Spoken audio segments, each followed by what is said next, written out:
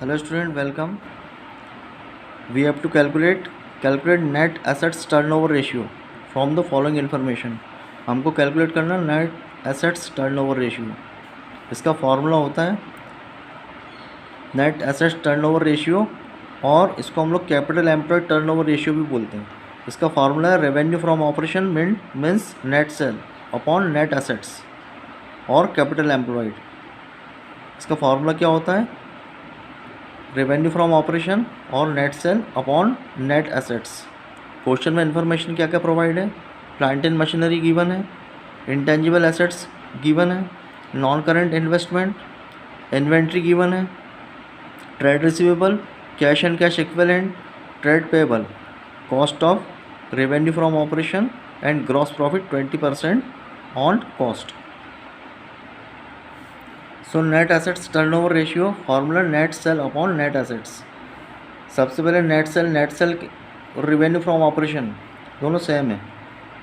अब net assets हम लोग कैसे फाइंड करेंगे? हमको नेट एसेट्स चाहिए. नेट एसेट्स हम लोग कैसे फाइंड करेंगे? नेट एसेट्स किसके इक्वल होगी? Non current assets and working capital. Non current assets plus working capital दोनों को प्लस करेंगे तो क्या आएगा हमारा? Net assets. तो net assets is equal to non current assets में क्वेश्चन में क्या क्या प्रोवाइड है? नॉन करंट एसेट्स कौन कौन सी एसेट्स हैं? Plant and machinery plus intangible assets plus non current investment. ये किसके पार्ट है? नॉन करंट एसेट्स के. इन सबको हम प्लस करेंगे. Plant and machinery, intangible assets and non current investment, इनको प्लस करेंगे तो कितना आएगा? 2,40,000. ये तो होगी हमारी नॉन करंट एसेट्स. अब वर्किंग कैपिटल हमको निकालना है. वर्किंग कैपिटल हम कैसे निकालेंगे? करंट एसेट्स से हम क्या माइनस कर देंगे? करंट लायबिलिटीज़ को हम माइनस करेंगे तो हमारी क्या आएगी? Working capital. करंट एसेट्स से हम लोग क्या माइनस करेंगे? करंट लायबिलिटीज़ को हम लोग माइनस करेंगे तो क्या आएगी? Working capital. तो वर्किंग कैपिटल हमको फाइंड करना पड़ेगा. तो working capital is equal to question में करंट एसेट्स में क्या क्या प्रोवाइड है इन्फॉर्मेशन?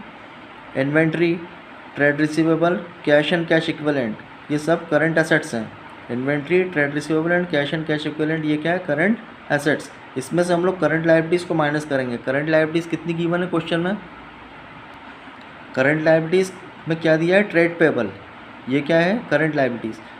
तो हम लोग किस किस को प्लस करेंगे? Inventory plus trade receivable plus cash and cash equivalent, इसको हम प्लस करेंगे. ये हमारी करंट एसेट्स है. इसमें से हम करंट लायबिलिटीज़ ट्रेड पेबल को माइनस करेंगे.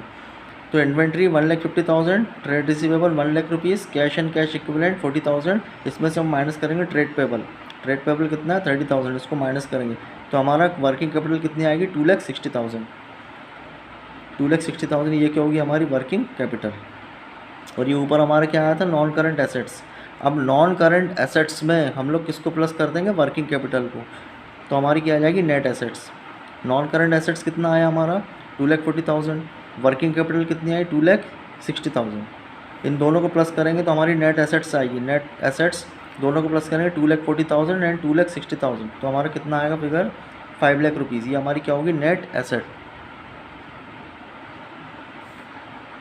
2,40,000 एंड प्लस 2,60,000 दोनों को प्लस करेंगे तो ये क्या होगी? हमारी नेट एसेट्स 5 लाख रुपीज़. अब नेट सेल हम लोग कैसे निकालेंगे? Revenue from operation means net cell हम कैसे निकालेंगे? कॉस्ट का अबव 125 मीन्स कॉस्ट का 25% अबव.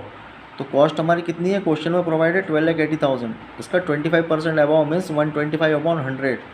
तो ये हो जाएगा 12,80,000 मल्टीप्लाई बाई 125/100. ये हमारी क्या आएगी? इसको कैलकुलेट करने के बाद रेवेन्यू फ्रॉम ऑपरेशन ये होगी हमारी नेट सेल. अब दोनों वैल्यू को हम फॉर्मूला में पुटअप कर देंगे. Net sale upon net assets. Net cell हमारा आया 16 लाख और नेट एसेट्स हमारी कितनी है? 5 लाख. इसको हम कैलकुलेट करेंगे तो कितना रेशियो आएगा? 3.2 टाइम.